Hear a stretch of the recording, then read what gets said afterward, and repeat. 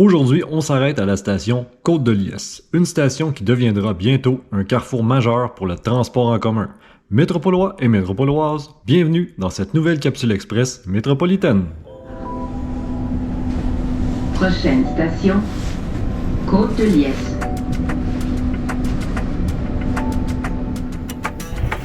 Pour connaître les origines du nom de la station, il faut remonter au 12e siècle. Tout commence en 1134, alors qu'une furieuse bataille oppose chevaliers croisés et musulmans. Dans la foulée, 3 chevaliers sont faits prisonniers.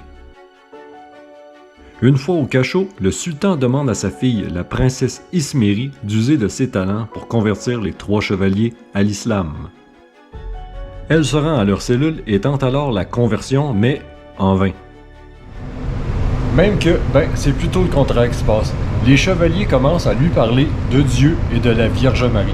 La princesse est tout de suite séduite et aussi intriguée. Elle leur demande de lui sculpter une représentation de la Vierge Marie, mais hélas, les chevaliers ne peuvent pas réaliser sa demande parce qu'ils n'ont aucune formation de sculpteur. Mais pendant la nuit, un miracle se produit.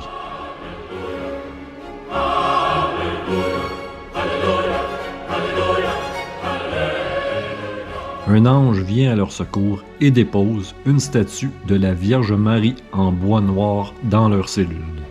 Au petit matin, tous sont émerveillés de voir cette statue qui est apparue miraculeusement. La princesse Isméry n'en revient pas. Elle est subjuguée par ce qui s'est produit pendant la nuit. La nuit suivante, la Vierge Marie apparaît en songe à la princesse Isméry. Elle lui demande de libérer les 3 prisonniers. Ce qu'elle va faire, elle va les aider à s'évader de la prison. Le lendemain, la nuit tombée. Et peu de temps après, la princesse Isméry se convertira au christianisme. Les 3 chevaliers nouvellement libérés et guidés par la statue entament une rude traversée du désert d'Égypte. Au bout d'un moment, ils tombent endormis d'épuisement. Et coup de théâtre, un autre miracle se produit.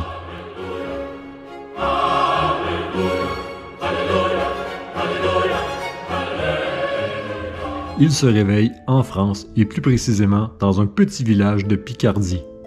Les 3 chevaliers et la statue miraculée sont de retour en Terre Sainte.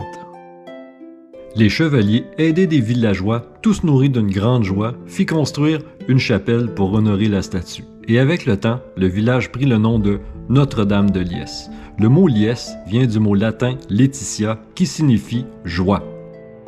Ce lieu devient un centre de pèlerinage royal. Plusieurs rois de France viennent s'y recueillir. Le lieu existe toujours. La chapelle devenue basilique aujourd'hui est rebâtie en 1384, puis finalement agrandie en 1480. On y vient toujours en pèlerinage honorer la Vierge Noire en référence à la princesse Isméry, fille du sultan El Afdal.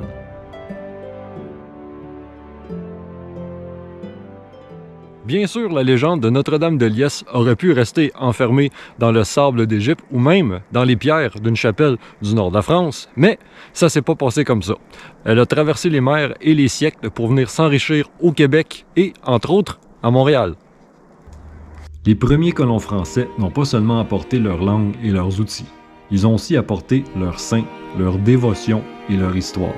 Pour ces pionniers, la Vierge Marie n'était pas seulement un symbole religieux, c'était une protectrice, une présence rassurante dans un monde nouveau, immense et imprévisible. À Montréal, 2 paroisses furent dédiées à cette Vierge venue de loin. La paroisse Notre-Dame de Liesse, créée en 1915, et la paroisse de la Côte-de-Liesse, créée en 1954. Les 2 sont aujourd'hui disparus suite à de diverses réorganisations, mais le nom, lui, a survécu. Le territoire où se trouvaient les 2 paroisses a donné son nom à une voie importante, le chemin de la Côte-de-Liesse, une route qui longe plusieurs quartiers de l'ouest de l'île. Et maintenant, ce nom continue de vivre dans le quotidien des gens. Le REM a nouvellement inauguré une station toute neuve, la station Côte-de-Liesse.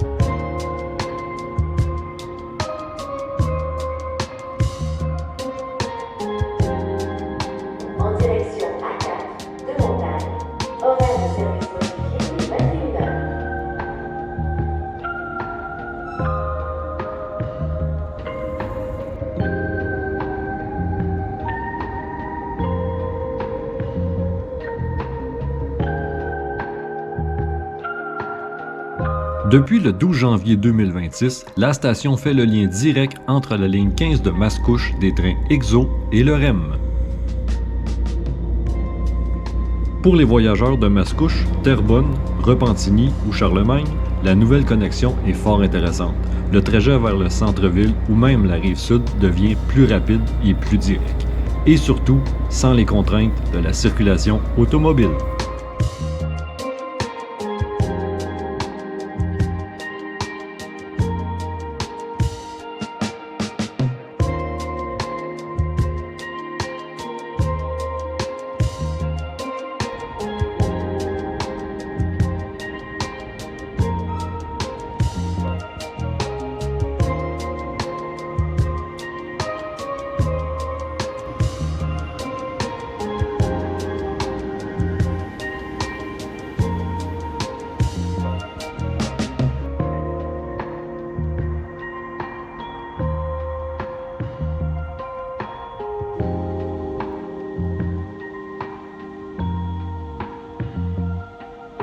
La station Côte-de-Liesse possède 3 quais d'embarquement. Le quai 1 en direction de Deux-Montagnes, le quai 2 en direction de Brossard, mais à quoi sert le troisième? Eh bien, il va servir, entre autres, à une bonne fluidité de la correspondance entre le REM et le train. Absorber les grandes vagues de passagers qui arrivent aux heures de pointe. Il va servir à accueillir des trains tampons. En bref, pour améliorer la flexibilité opérationnelle de la station.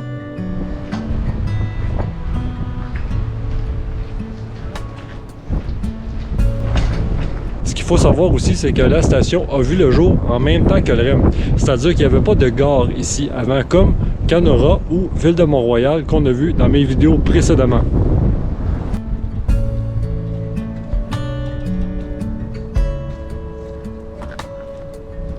Et honnêtement, je pense que l'implantation d'une station du REM ici, dans un secteur en grande partie industriel, est une très bonne chose. Plusieurs vont apprécier d'avoir ce nouveau moyen de transport près de leur boulot.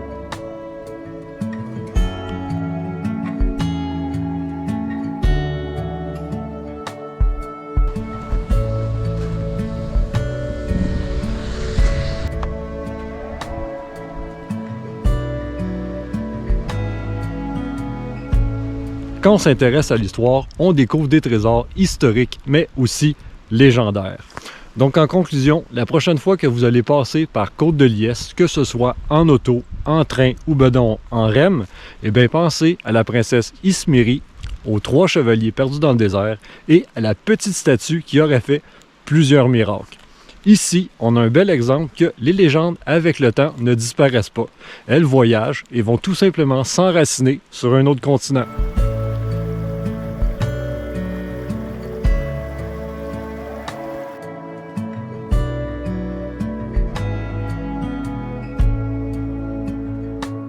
Donc voilà, c'était ma vidéo sur la station Côte-de-Liesse. J'espère qu'elle vous a plu. Si oui, ben comme à l'habitude, n'oubliez pas votre petit pouce en l'air, votre petit commentaire, abonnez-vous à ma chaîne et puis moi, ben je vous dis à la prochaine pour une autre capsule.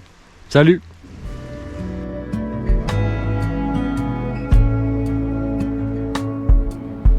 Merci d'avoir voyagé à bord du REM aujourd'hui.